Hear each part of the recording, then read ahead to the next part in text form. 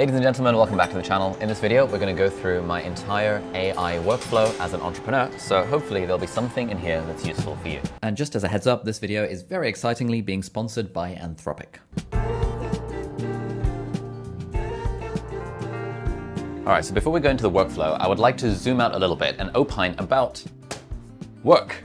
What does work actually mean? Well, in very general terms, work happens when we take an input, we do some stuff to it, i.e. we process it, and then we get some kind of output. So for example, in the agricultural era, your input would have been seeds, for example. The processing is done by sunlight and water and nature and stuff like that. And your output is that you get your wheat or whatever as your harvested crop. And so back in the day, the work of the farmer was to take the raw input of seeds and do the processing to it, along with nature and stuff, and then harvest the output. Then you go forward a few thousand years, and now maybe your input is trees.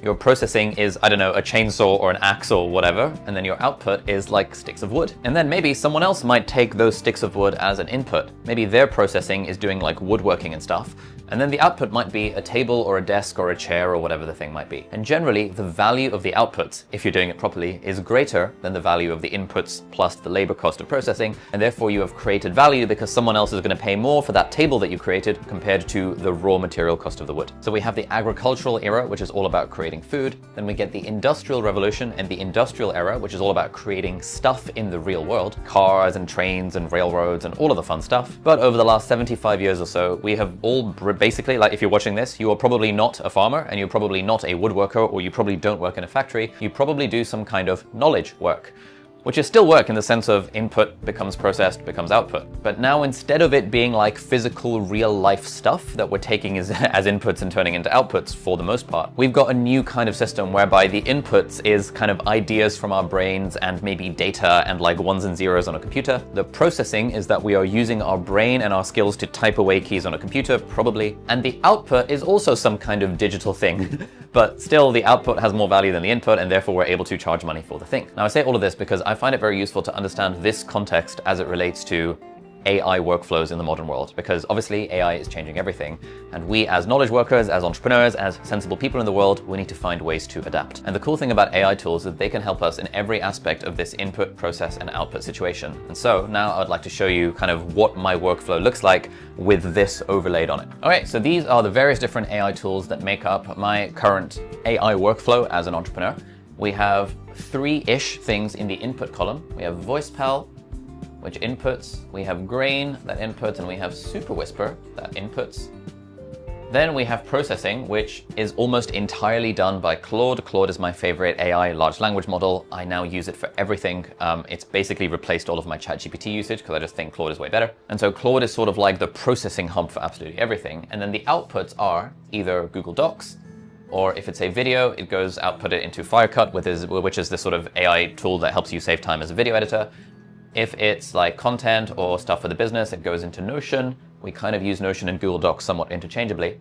And if it's a presentation that needs to be made, it is made using Gamma, because Gamma is like a really nice sort of AI-powered presentation builder, which is very good. Okay, so I'm going to give you a quick run through of all of these different apps that I mentioned. There's going to be links down below if you want to check them out. And then we're going to go through the three specific kind of areas of my own work and how these apps fit into the workflow for each one. So firstly, we have VoicePal. This is an app that my team and I have built over the last like 12 months or so. VoicePal is a conversational AI writing type tool where if you want to write anything, you basically speak into VoicePal on your phone. VoicePal then asks you follow-up questions based on what you've said, and you can go back and forth as much as you like while you're on a walk, while you're in a coffee shop or wherever. And then when you're done, you can either export the raw transcript of like literally everything you've said, including the ums and ahs, or a cleaned up transcript, which sort of just gets rid of all of the verbal diarrhea and umming and ahhing and stuff, and you can export it into Claude or any other tool that you want. Next up, we have Grain. Grain is one of the many apps that lets you record Zoom calls. Essentially, we've been using Grain for absolutely years, and then we can often take the transcript of Zoom calls and chuck it into Claude to do various things. And then finally, we have Super Whisper. Super Whisper is a really nice Mac app, which basically is a better version of dictation when you're on your Mac. So like most computers have dictation built in, but on Super Whisper, you just sort of hit the hotkey and then you speak into your computer, and then it will basically just sort of dictate, sort of type out whatever you've said. And then, so this tends to be how I interact with Claude. if I'm on my computer. If I'm on my phone and I want to interact with Claude, I'll just use the straight up Claude app. But if I'm on my computer, I'll use Super Whisper to dictate into Claude and then go back and forth, because it's way quicker to speak than it is to type. And so these are the various different sources of input. Claude, of course, is the large language model general AI tool by Anthropic. As a heads up, this video is sponsored by Anthropic, but it's because we reached out to them saying that like, hey, we want to make a video and we use Claude all the time and we've been paying for it since like for the last 2 years. So can you guys partner with us on a video? And they were like, sure. Why not? And so this video is technically sponsored by Anthropic, so take that for whatever it's worth. But Claude has genuinely replaced basically 100% of instances of ChatGPT, especially because they now have memory. The memory feature was the only reason why I was still using ChatGPT for a little bit of stuff, because ChatGPT had memories of all my chats. But now Claude, thankfully, has memories of all of my chats, which means that for the last week since this feature came out, I actually have not had to use ChatGPT for anything because Claude now has memory built in. So yeah, Claude is basically my 100% go-to processing large language model, and I generally prefer it to ChatGPT because its personality is a little bit like nicer, it's more interesting, it's more engaging. I feel like its writing is better than the stuff ChatGPT comes out with. And it's also less of a sycophantic yes man than ChatGPT is these days. So that's why I absolutely love Claude. And then in terms of output, you all know what Google Docs is. Firecut is a Premiere Pro and DaVinci Resolve plugin that I've actually partnered with a friend of mine, Sahil, and it saves video editors time. So if you are creating videos, you can save time editing using Firecut. You probably know what Notion is. It's our project management plus everything kind of workspace where basically everything we do in our business kind of happens through Notion. And Gamma is a very nice sort of slide builder where you can basically just input a bunch of text. Gamma AI will generate like pretty looking slides for you. I use it for some of the lessons that we do for our courses. I use it if I'm doing a pitch deck for a brand or for like a book proposal or something like that. It's super, super nice to be able to just generate pretty looking slides automatically rather than having to manually drag and drop stuff around like on Google Slides or on Keynote or on PowerPoint. But now, having introduced you to all these different apps, I want to show you the sort of 3 different areas of my work life. And then we're going to go through exactly kind of what the workflow is for AI tools in each different area. All right, so this is me, and there are broadly kind of 3 areas of my life as an entrepreneur. Strand number 1 is the content creator, personal brand side of the business. So this is things like making YouTube videos and Instagram reels and writing my email newsletter and like posting on LinkedIn and yeah, basically the content creator stuff. The monetization for this is basically YouTube ads and sponsorships. In fact, there's sort of a 4th. Which I'll put in brackets over here. Then we have strand number 2, which is the online education business strand. Now we have basically 2 small online education businesses that we have within our portfolio, me and my wife. One of them is our Lifestyle Business Academy, where we help people start and grow lifestyle businesses that get you to financial freedom. And the other thing is our YouTuber Academy that's been running for the last 5 years, where we help people start and grow YouTube channels if you're into that sort of thing. So we have these 2 sort of small online education businesses. Each of them sort of has their own teams and stuff, but like I'm still very involved with them. My wife is getting increasingly more involved with them. That's like the 2nd strand of the portfolio of stuff that we do. The 3rd strand of what we do is that we are building a suite of productivity and personal development and creator apps. So far 2 of them, 2 maybe 3, depending on when you're watching this, are public. The first one is VoicePal that we talked about. We made that about a year ago. The second one is an app called Momentum, which we launched a couple of weeks ago. That's a habit tracker with accountability squads built in to help you stay consistent with energizing habits. There's a few other things we're working on. The next thing that is launching, that might have launched by the time this video comes out, is called Creator Grid, and that is a free platform that allows creators to grow and monetize by connecting them with brands and getting brand deals regardless of how many followers you have. And then the 4th thing is books. So far I have written 1 book, Feel Good Productivity, which became a New York Times and Sunday Times bestseller, and I sold a few 100,000 copies and it's been translated into like 35 plus languages. So if you haven't checked out my book, Feel Good Productivity, you might like to check it out. But I put this one in brackets because this is not like a day-to-day thing. This is more like when I'm working on a new book, instead of trying to do it alongside all this other stuff, I generally take like, I say generally, I've done it once so far, but for the 2nd book I'm working on, I am planning to take like a 4-week or 2-week or 3-week kind of sprint and just focus on the book. And then that's how, you know, the different stages of the book are going to be done rather than it sort of weaving into everything else. So in a way, these are like the 4 aspects of the brand. We've got the content creator, we've got the online education business, we've got the software stuff, and we have books, which happens every few years. And this is sort of like a portfolio of lifestyle businesses. Now, just as a quick thing, this is probably suboptimal. If I was trying to maximize revenue or maximize money, I would pick one thing and just stick to that one thing and just do that one thing really well. This is quite a lot of stuff going on. But I'm not really in the business of trying to maximize just revenue. I also want to have fun. That means none of these things is going to get to like $1 billion or become absolutely huge. But it's kind of nice having like a portfolio of small businesses that are each very profitable and each have their own teams, and it sort of gives a variety to my life. Because some of the days of the week I focus on content or books. Some of the days of the week I focus on the online education business and figuring out like curriculum and student success and like operations for that. And some of the days of the week I think about software and apps and sort of design stuff and draw things out and use various AI tools to help me sort of with software design. So for the rest of the video, I'm going to show you what the exact workflow is for each of the different strands of this business and how these various AI tools, when it comes to input, processing, and output, really help, in particular with the content creator stuff, with the software stuff, and with the online education business stuff. Cool. Alrighty, so we are here on the iMac in our new little office that we have just moved into, hence why everything is all a bit all over the place, but we are still working on it. So anyway, I want to show you exactly what the workflow looks like. And we're going to start off with the software side of things. By the way, there'll be timestamps underneath this video, of course, as you know, so you can skip around the video if you feel like it. Now, first thing to say is that we have enabled various features in our Claude account. So we have a team plan for Sparkle Studios, which is the name of the business. And so we have Artifact, which generates code snippets, text documents, and website designs. That's super, super helpful for everything. We have AI-powered artifacts enabled as well, which lets us create clickable prototypes and things like that. We have location metadata. We have memory, which is a new feature, which is so glorious. When they announced that feature, I was like, yes, hallelujah, it's incredible. So we've enabled the memory feature so that Claude can then reference all of my past chats. And also Claude can remember personal context from the chats to make the conversations more interesting. And we've also got this experimental upgraded file creation and analysis tool, which is cool. Claude also has various connectors. So we have connected it to our Notion workspace, which allows Claude to access basically all of the stuff we've got in Notion, because we've been using Notion since like 2019. So we have tons and tons of stuff in Notion. And we've also connected it to Canva and Google Drive, so it can like add and modify files and do all the fun stuff. So now we're here in Claude's project section, and I have a project for various different things I'm doing. And the whole idea behind a project is that you can then reference the same kind of files from a particular project. And so Claude then has context over what specifically you're doing within that project. If you're context switching between like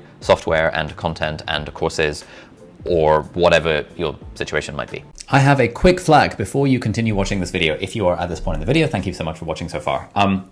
Basically, in this video, and I've only just realized this, having just watched the whole thing, because I'm showing you my specific workflow for our specific products, it runs the risk of the whole video basically feeling like an ad for our various products. Like, for example, for the next 10 minutes, I'm going to talk you through exactly how I build a new feature from Momentum, which is an app that we've built. And then I'm going to show you how I use this other app to build the curriculum for our Lifestyle Business Academy, which is another one of our products, right? So like, I'm flagging this right now that if you are allergic to anything that like feels like advertising or any of that kind of stuff, like please feel free to skip the rest of this video. Like, it's impossible for me to show you what my actual workflow looks like without showing it to you in the context of products that we are selling. So I hope you will forgive me that I, by definition, in order to show you the workflow, I have to talk about the products that we are selling. I don't want you to, ideally, I don't want you to think that like, well, the only reason to make this video because he wants to talk about his products or any of that kind of stuff. Like, you can take whatever conclusions from that you like, but this is a flag that if you will find it offensive, please feel free to leave the video at this point, because for the rest of the video, I'm going to be talking about our products while showing you how I use AI to work on our products. So hopefully that makes sense. So the project that we've got here is for Sparkle Studios. Sparkle is an app design and development studio. Our goal is to build delightful productivity and personal development apps that help users build a life they love. It's spearheaded by me, Ali Abdal, and my wife, Izzy Seeley. We both have strong personal brands in the personal development and productivity space. So this is just a little bit, context, so that Claude has context around this. Now I'm going to show you a bunch of different ways that I actually use this in real life. And so hopefully you'll get a feel for what I'm doing, and then maybe you can figure out how to tailor that to what you're doing. So right now, when it comes to the software, one of the things I need to work out is we're planning out new features to add to Momentum, which is our habit tracking and accountability app. So what I'm going to do is I'm going to screenshot a bunch of different aspects of Momentum. Let's look at Sparkle Fitness, leaderboard. And I'm basically giving Claude a feel for what does Momentum, the app, actually look like right now. And I'm basically going to take those files, airdrop them to my Mac. Now, what is good about this is I can basically chuck all of those straight into Claude. And now I can use Super Whisper to say, okay, these are some screenshots of Momentum, which is the habit tracker and accountability squad app that we are developing. I want you to help me create a challenges feature. So I want the challenges tab to be one of the tabs at the bottom of the app.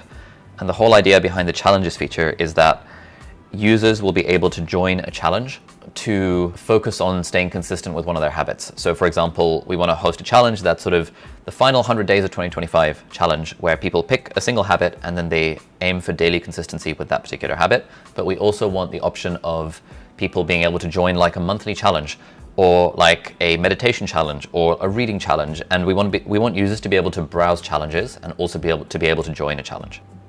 Cool, so as you can see, Super Whisper has basically just written that whole thing, and now I'm just gonna hit enter. We're gonna see what happens. Okay, so what it's doing is creating a challenge feature specification. Okay, fantastic. So Claude has designed basically the specification for this, all of which sounds quite reasonable. Now, the most exciting thing about this, okay, please create a clickable prototype for this. Okay, so this is what Claude has generated. So we've got the existing habit screen, we've got the existing squad screen, and it's created this challenges feature. What I'm doing here is I'm not really trying to vibe code the feature. I'm using Claude basically as a prototyping tool. Now, back in the day, before we had AI tools like Claude and Lovable and V0 and things like that, in order to do prototypes, I would have had to, back in the day, draw boxes on a piece of paper and then turn them into Photoshop files. And then a few years later, an app called Sketch came out for the Mac, and it was sort of like you were able to draw boxes and quickly design prototypes of stuff using Sketch. And then Sketch sort of went behind, and then Figma came around, where it basically allowed you to do prototyping in the browser and like shareable with teams and stuff, and that was amazing. But even though Figma is amazing, and we still use Figma all the time, the problem with Figma is you still have to draw the boxes. Whereas with Claude, as you've seen over here, I've just described what I want, or what I think I want, and it has mocked up a clickable prototype of what the feature would actually be. So let's look at this final 100 days of 2025, and the strong daily consistency. Yep, nice. Recent participants. Yep, join challenge. And then I can choose one of my habits. So let's say I want to run every day. Join challenge with run. Great. View my progress. And man, this is freaking incredible, because this would have taken me hours and hours and hours and hours to figure out if I was just trying to do the stuff in Figma. And what the end result of this is, it's not that like this feature is exactly going to be what is now in the app, but immediately I get a feel for what might the feature look like if it was built into the app. Now, what I would generally do here is that I would kind of go back and forth with Claude a little bit until the feature is sort of like directionally at the level that I want it to be. And then I would record a loom, which I would send to our co-founder, Pablo, who's our co-founder on the software front, and also the lead developer on Momentum. His name is Alex. And so I'd record a loom to send to Pablo and Alex and be like, hey guys, I've just been talking to Claude, and I feel like I've got a reasonable mock-up of the challenges feature that we want to build into the app. Here is what I think it might look like, A, B, C, D, E, F, G. And then I would sort of talk through the feature and why I think it's good and what it might look like.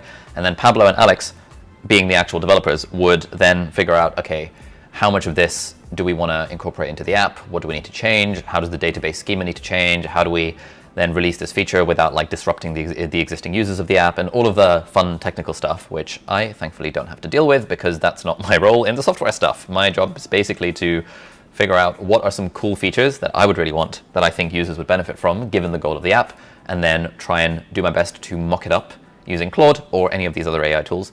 The other major thing that I do on the software front is part of my role is to get people to use the app. So I'm trying to do the marketing. Now, the way we mostly market the software is through short form social media content. So here is something I might do in Claude.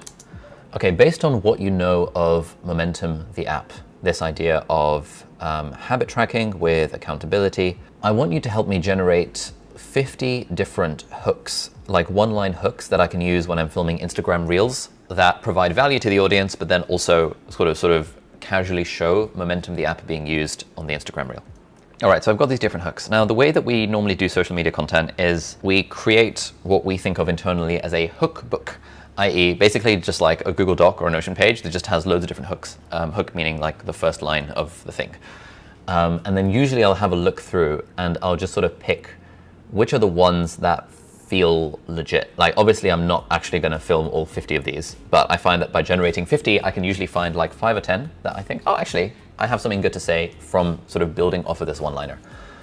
One of my least favorite parts of social media content creation, whether it's on like Instagram, TikTok, any kind of social media platform, even YouTube, is the hooking people's attention aspect. So on long-form YouTube videos, it's the title and thumbnail. I really don't enjoy thinking about title and thumbnail. Similarly, on Instagram and TikTok, it's like, what are you saying in the first 3 seconds? I don't enjoy having to think about that stuff. because really what I'd love is to just be able to say something that provides value. But no, you got to hook people's attention and make sure they stop scrolling and all of that stuff. So I quite like using AI tools to do the work for me in that regard. And then I can just sort of see which of these things, as I read through them, gives me a dopamine hit of like, ooh, that sounds interesting. So I'm sort of looking out for that internal feeling of resonance of like, yes, I think there's something here. There's this one, The Secret to Never Breaking a Habit Again, but I kind of prefer this is the secret to never breaking a habit again.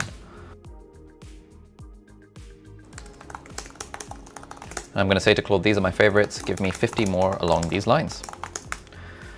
And so what I'm doing here is I'm sort of like, it's generating the first draft of the thing. I'm testing for resonance in terms of what I feel like it's going to hit. And then I'm feeding that back to Claude so that it like improves its stuff, basically. Okay, cool. So now of these 50, which have been improved based on the data I gave it, I like 11 of them. So, you know, we've got a just over 20% hit rate for this. This is one mistake I see a lot of people make when it comes to using AI tools for like creativity type stuff. It's that like, you look at the list of things and you're like, oh, that's cringe. Oh, I don't like that. Oh, I don't like that. Oh, I don't like that. And then you're like, oh my God, the AI sucks and can't replace humans and like all of that sort of stuff. But if you generate 50 to 100 things, you're probably gonna like 5% of them, 10% of them, maybe 20% of them, and then you can just use those rather than trying to get the AI to do all of the work for you. What we're basically doing is getting a feel for resonance and stuff. So now what I have here in Notion is basically my momentum hookbook, which means next time I get around to sitting down and filming social media content for Instagram, TikTok, YouTube Shorts that tries to actively or casually plug momentum, I have a long list of hooks. And usually the way I do that is that I look at the first one. This is why 90% of people fail at building habits. And then I'm thinking, okay, what's the value that I can give to the audience based on my own knowledge from that specific hook? So I can say that, for example, 90% of people fail at building habits because they don't stay consistent beyond like the 21 days that on average it takes to build a habit. And so really those first 21 days are absolutely critical. And usually people fail at that. And usually people fail at the thing because they don't keep the streak going and because they don't have accountability to make the thing happen. Then that segues nicely into talking about the app. So this is sort of like the process that goes through my head when I'm thinking about making short form social media content. Now at this point, if I really wanted to, I could say to Claude, write me a script, but I don't like using AI tools for scripting my stuff because I prefer to do that stuff myself. I find that if you outsource too much of the creativity of a process to AI, then there's some soul that gets lost, and especially when it comes to things that I'm saying on camera. I don't want a large language model to be putting words in my mouth. I don't mind it at all if it's for the hook, because often I'll be like, okay, yeah, that's reasonable. But then I kind of make it a point that I'm the one actually generating the stuff from within for the content for the piece itself. There are a few other things that we do on the software front. So for example, we send out surveys every now and then to our users, and that survey generates a .csv file with survey results from people giving feedback about the app. That goes into Claude, and we ask Claude to basically sort of parse what people have said about the app, and that lets us basically figure out what should we prioritize on the roadmap. And on the back end as well, we also do some tracking around, fully anonymized data, obviously, but it's more like, what's the critical mass of things that the average user needs to do on the app in order to see value. So we found with VoicePal, for example, based on the data, that if someone downloads VoicePal and creates at least 3 recordings, then their chances of converting to a paid user and then sticking with the app are like drastically higher. And so then we know that based on that really the point of our onboarding for the app is to get people to create those first 3 streams. And then that's kind of nice. That's data that we got from basically analyzing the CSV files of stuff, looking at the data, chucking it into Claude. And that really helps guide us on our roadmap for the software, because otherwise there's like an infinite number of things you could be doing when you're building apps and when you're building a business. But really the trick is to try and prioritize the ones that are going to move the needle most for your users, because if you can add value to the users, then you're also going to add value to your business. Okay, quick flag. This bit that's coming up might seem very boring. We were going to cut it out, and then we thought, like, do we cut it out? Do we not cut it out?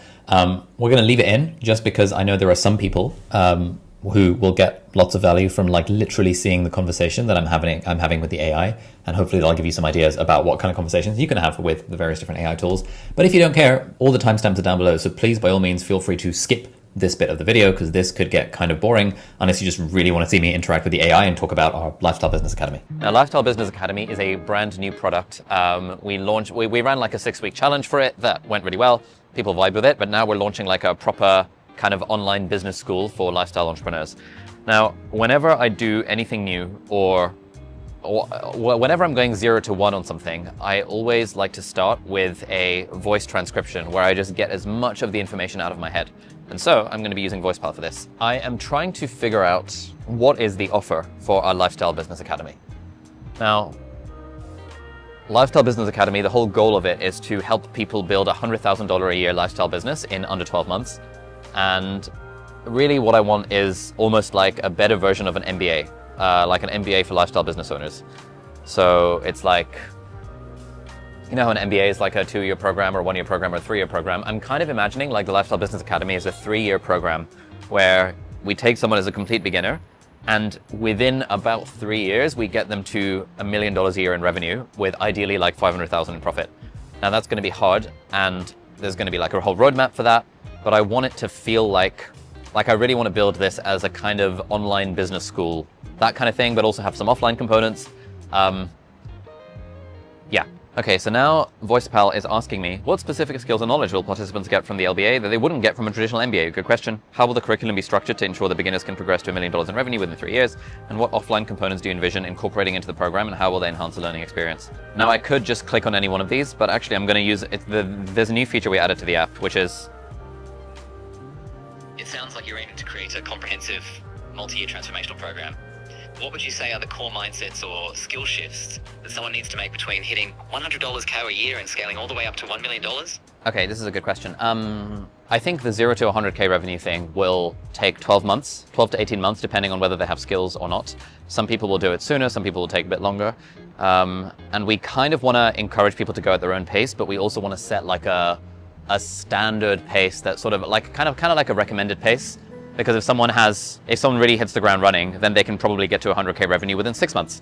But if they want to take their time with it a bit more, maybe they want to be a bit more chill, maybe they've got other things going on in their life, then it'll probably take longer than 6 months, probably maybe 12 to 18 months to hit 100K in revenue. And then really, I think 0 to 100K is like a specific thing, and then 100K to $1 million is like kind of going deeper on the same foundational kind of skill sets. That timeline you described is really interesting.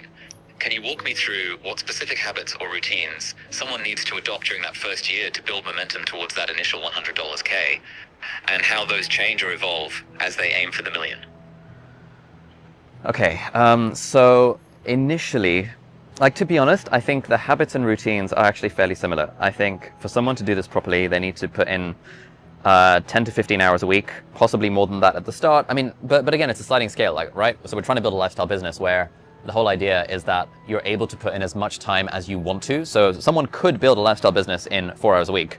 It's just that it's going to take longer, obviously, compared to someone who's putting 40 hours a week into building the lifestyle business. So in a way, the key habit, number one, is actually devoting some time to making progress every week. That's like a key focus here. Number two, they've got to fill out their, we've got like a whole curriculum mapped out for them, including like tools and things where every week they're going to need to fill out their weekly kind of metric scorecard thing, and also where they attend our accountability squads every single week to set goals and to make progress. And so really, as long as students are making progress week to week, even if it's a tiny incremental amount of progress, that will drastically accelerate the chances of being able to hit the 100K in revenue, and then also being able to scale to $1 million a year. That accountability structure sounds crucial. How do you help students stay motivated and overcome periods when progress feels slow or they hit unexpected setbacks? That is a good question. I think a key part of this will be the squads and the coaches. So every student will have their own kind of coach that they can contact one-on-one for any help. They'll also have their own squads of 6 people where they'll be meeting with them on a weekly basis, with like WhatsApp group and all of that kind of stuff for motivation. I will also be doing kind of weekly live sessions that will include some breakout room components, and where we're also going to have like mindset office hours, mindset and motivation, kind of like group coaching sessions, because honestly, mindset and motivation is one of the biggest hurdles when it comes to building a 100K a year business. I think given our target audience and the sorts of people we're going to get in the program, they shouldn't find the technical side of it too hard, but the most difficult aspect is going to be the emotional side, and actually staying motivated consistently to see results over the long term. It makes a lot of sense that mindset is a big hurdle. Can you share a story or example where someone's emotional breakthrough or shift in mindset made a clear turning point in their business journey? What did that look like, and how did it impact their results? So then, as you can see here, I was using the conversational interview mode where it's sort of my voice with a weirdly Australian accent. And so through that, I've now got this whole transcript. And then what I can do is I can just take the entire transcript, chuck it into Claude, and then do other things with it. And so, yeah, I find this method of interviewing myself to be a really good way while I'm out and about, while I'm standing up. Sometimes I have my AirPods in. Sometimes I'm just like going for a walk in the local park and I'm sort of being interviewed by myself for a thing that I need to work on. How do you plan to incorporate offline components into the Lifestyle Business Academy, and what value do you think they'll add? So we want to have... And I could keep going like this forever and just generate thousands and thousands and thousands of words in my transcript. How many have I got so far? This one is currently 1,130 words, which is quite nice. I generally find that if I can get at least like 800 words, that's a good amount of kind of content to then put into Claude to then process it. So we're going to stop on VoicePal now, and then we're going to switch to Claude.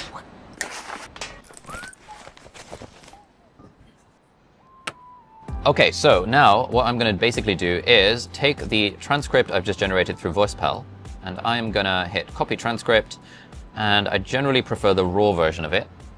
And I'm going to just paste it straight into Claude, thanks to the universal clipboard on Apple products. There's a chap called Donald Miller who has a very good book called Building a Story Brand, and he has a framework called like the Brand Script Framework, which is my kind of go-to first port of call whenever I'm designing a new product. So based on this transcript I've created in VoicePal, I'm going to say, I want you to help create a story brand script based on this, and let's see what Claude does. So we've got the character, the hero, a professional with valuable expertise who wants to build a 100K a year lifestyle business that gives him freedom, fulfillment, and financial security without sacrificing their life in the process. Yes, this is perfect. This is actually a little bit better than it would have been purely with that transcript, because this is within my Lifestyle Business Academy project where I've already got chats that talk about this stuff, but this is pretty spot on. Has a problem. The external villain is the traditional employment trap, trading time for money with no path to true freedom while watching expenses consume every paycheck. Yeah, sure. Internal. So internal obstacles. I don't know what business idea to pursue. Why would anyone pay me for anything? I'm not an expert at anything. I can't put myself out there on the internet. Imposter syndrome, overthinking, analysis paralysis, fear of leaving the security of a, quote, real job. Any of those things resonate with you? They resonate a lot with our target audience, hopefully. Philosophical. You shouldn't have to choose between financial success and living the life you want. Yes, work should enhance your life, not consume it. Everyone has valuable expertise that can help others. They just need the right system to monetize it. 100% agree. So then they meet a guide. So the whole idea is that you, the customer, are the hero, and then you have a problem, which is that you have a job and you probably don't want your job. You want freedom. So then you meet a guide, which is sort of me and my team and our faculty for the Lifestyle Business Academy. I understand the fear of starting something new. I've been there, the overthinking, yep. Most people don't realize they're already expected. Yep, nice. Who gives them a plan. So identify your craft skills, find your people, choose your solution. Okay, this is where the plan, it's not quite the plan, but whatever. This is fine. Okay, so the elevator page. Most people are stuck trading time for money with no path to freedom. With the Lifestyle Business Academy, we help complete beginners build a $100,000 a year business in 12 to 18 months using the expertise they already have. The weekly accountability squads, proof of frameworks, and personal coaching. Our students create lifestyle businesses that give them freedom, fulfillment, and financial security without sacrificing their lives in the process. That is a good elevator pitch. That is better than anything I have ever come up with. Oh, man, I love it. Well done, Claude. This brand script positions your students as the heroes of their own transformation story with user experience guide. Yes, perfect. For that, create urgency without being overly dramatic. Yes, I like that. I really, really, really like that. This is really, really good. Really good. Okay, awesome. We're pretty much there with the brand script. We already have people who have been applying for the Lifestyle Business Academy. So I'm going to whack out the data that we have from our applicants. Okay, so we have 346 applications so far within the last few days, and we haven't really talked too much about this, but really the goal, like all we're looking for is 30 people for the founding case study cohort. Typeform does have these interesting kind of qualitative analysis. So how did you first hear about the Lifestyle Business Academy? So a bunch of people, positive sentiment from Ali's YouTube video, from the 1K challenge, through one of Ali's emails, all of this sort of stuff. But anyway, I've basically just downloaded the CSV file of all of these student responses, and I'm going to chuck the CSV file into Claude. Okay, these are all the students who have applied to join the case study. So I basically just typed it out. So with that roadmap laid out, I want you to give me a feel for what issues students are likely to face at each stage. Okay, cool. So design phase, primary issues you'll face, analysis paralysis around niche selection. 100%. This is, of course this is going to happen. Like, this is what we see every single time I speak to anyone who wants to start a business. It's just like, what the hell should my niche be? And it's a good question. Like, this is why we are offering this as a mentorship package, because I think like people just really struggle with this. Many applicants list 3 to 5 different potential niches: fitness, business, mindset, relationships. Several explicitly say they're not sure or still exploring. You'll have students constantly guessing, but what if the other niche would be more profitable? Classic. Yes, 100%. Imposter syndrome despite clear expertise. Even applicants with 10 plus experience are saying things like, I'm not an expert yet. Common phrase, I want to help, but I don't know if I'm qualified yet. Classic. They'll need constant validation that being 2 to 3 steps ahead is enough. Agreed. Trying to help everyone. Multiple responses show reluctance to narrow down. Entrepreneurs and professionals, or anyone who wants to improve. Yep. Fear that specificity will limit the income potential, but I could help so many people. Resistance. Yep, nice. This is so far fully gelling with all of the experience that I have around this specific niche and this particular audience of people, with my own experience of having helped people like start their first lifestyle businesses.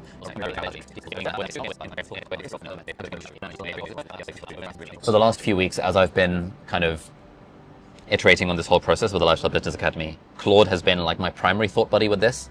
And I have also spoken to loads of coaches, signed up to a bunch of mentorship programs from people doing offers like this. So for example, one thing I also like to do is take basically my Zoom call recordings from coaching calls that I've had and chuck them into Claude to be like, okay, what are this person's recommendations for how we can make the program better for our students? Because really for us, this is kind of like the first time we're doing something explicitly in the helping people make money on the internet space, which feels very scary. And so I'm doing a lot of preparing, me and the team, to really make sure we can deliver results. And Claude has been a very, very, very useful thought buddy for this whole process, as have been the coaches that we paid tens of thousands of dollars to try and get this program to be really good from day one. So this is a transcript of a conversation with one of my mentors, Scott. Based on this and the application data and the roadmap I gave you, I want you to create a detailed roadmap document that explains the entire roadmap along with likely issues that people are going to have that I can share with my team. The Lifestyle Business Academy is a 12-month group mentorship program designed to help students build 100,000 a year annual revenue. Yep. Students progress through 3 distinct phases with the ultimate goal of achieving consistent 8,300 a month. Yeah, exactly. Divine stage. Yep. Analysis paralysis, imposter syndrome, trying to help everyone, money mindset blocks. Yep. Build phase. Daily content creation, discovery call, clients, testimonials, paid clients, etc., etc.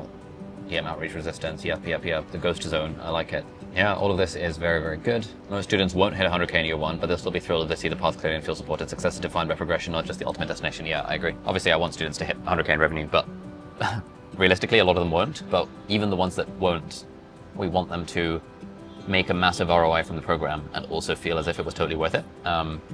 Which is going to be an interesting challenge. Okay, nice. Now, based on the roadmap I gave you, give me a table of contents for what the modules and lessons in the curriculum could be.